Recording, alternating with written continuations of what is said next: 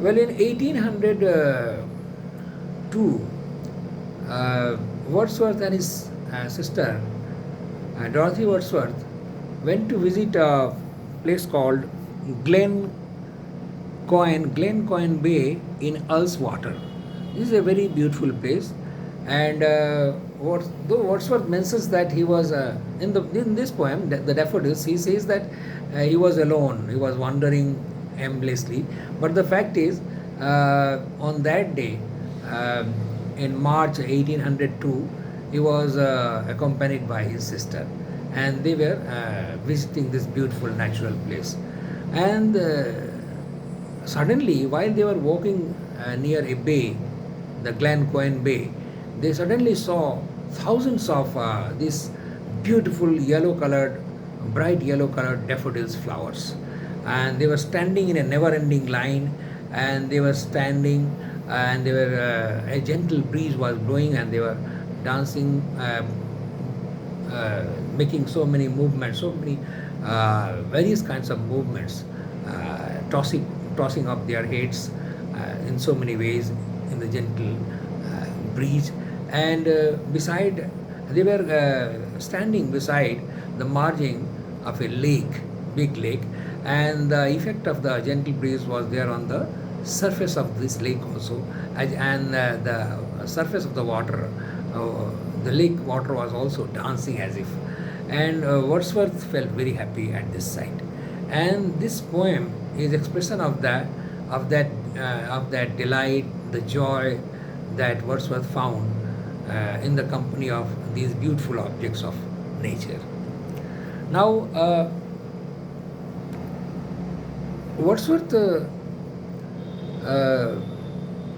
and his friend Samuel Taylor Coleridge, they actually started the uh, Romantic movement in 1798 with the publication, the joint publication of their poetry collection called Lyrical Ballads.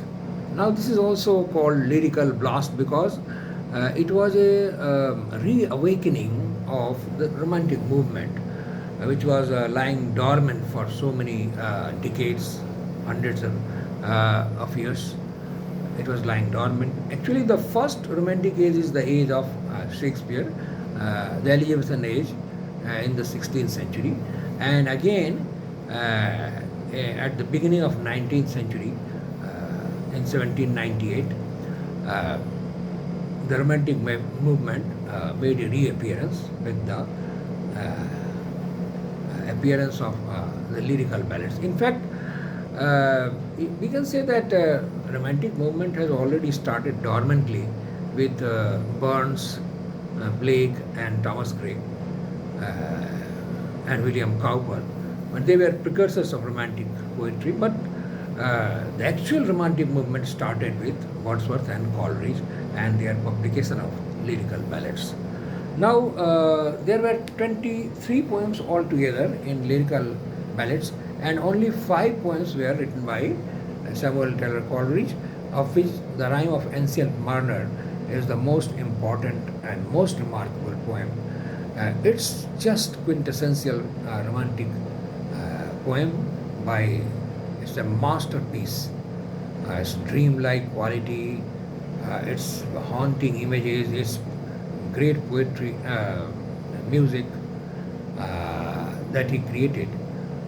It's a magical world that Samuel Taylor Coleridge creates in the Rime of Ancient Mariner.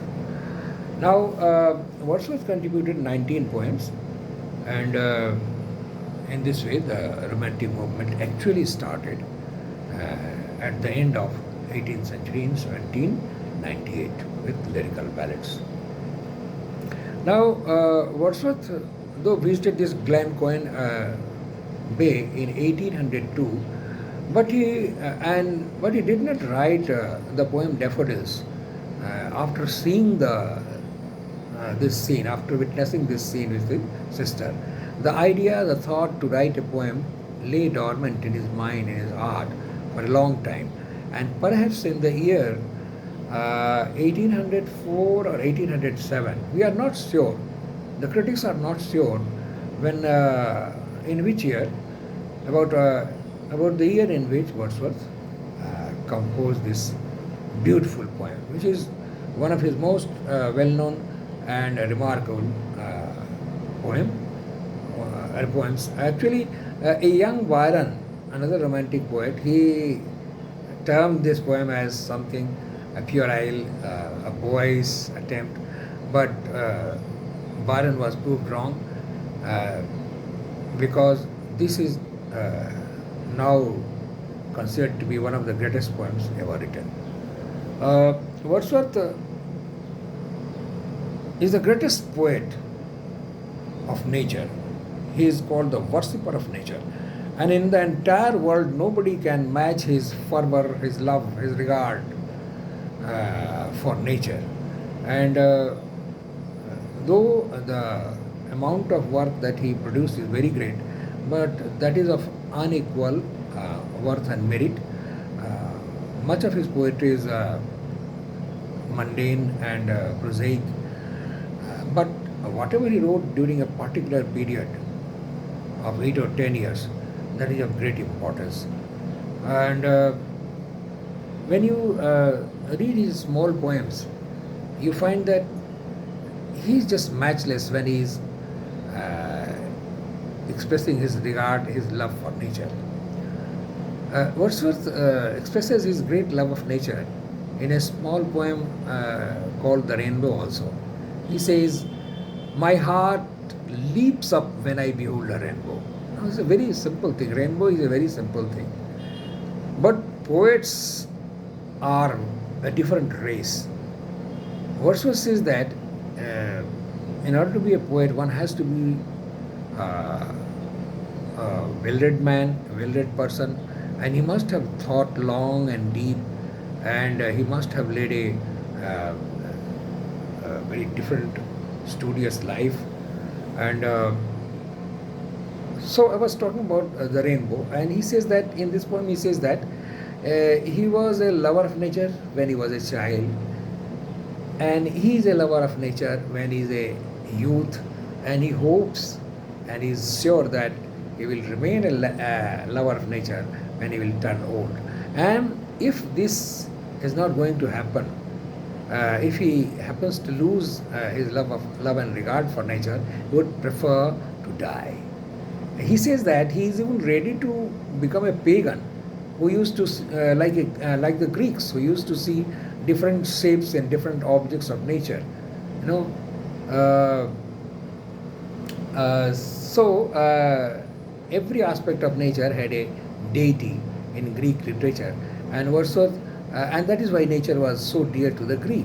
So he would like to, he would prefer to become a Greek in the pre-Christian of the Greek of the pre-Christian era, so that he would maintain his deep relationship with nature. So this is how. Now you can guess what kind of worshipper of nature Wordsworth was. If you read his Lucy poems, which are 3 or 4 in number, you will find there is such a close proximity. He creates such a deep bond between nature and man. Strange fits of passion. If you read this poem, this is a simple poem, love poem, and Wordsworth describes himself as a lover, and he says that he was riding a horse, and he was going to visit his sweetheart's cottage, and he just goes on and on. There are valleys and hills, and the cottage of his sweetheart was located on the top of a small hill. And when he started his journey, the moon was there in the sky in the early evening, and he went on, and the horse as if was also conscious that the owner, the poet, is going on a very serious mission. So he was carrying the poet, and both of them were conscious of their mission. So as throughout this journey to the cottage of his sweetheart, he was looking at the moon, which became a symbol of his sweetheart. It was as if the face of his sweetheart, the way his sweetheart was present in the sky in the shape of a moon. So the poet went near and near to the cottage, and as he went very near to the cottage, suddenly this moon sank behind the cottage and he could see it no more. Now, this wayward fancy, a very odd, a very inauspicious thought entered his mind that perhaps his sweetheart has died because the moon has sunk behind the cottage. So perhaps his sweetheart is dead. So this and Wordsworth laughs at this thought also, and he says that these kind of foolish ideas can come in only into the mind of a lover. So you can see that in this poem, Wordsworth makes such a deep connection between nature and human beings. You see, the moon becomes a symbol of a human being, his sweetheart. Now, the same kind of relationship you will find he establishes between man and nature.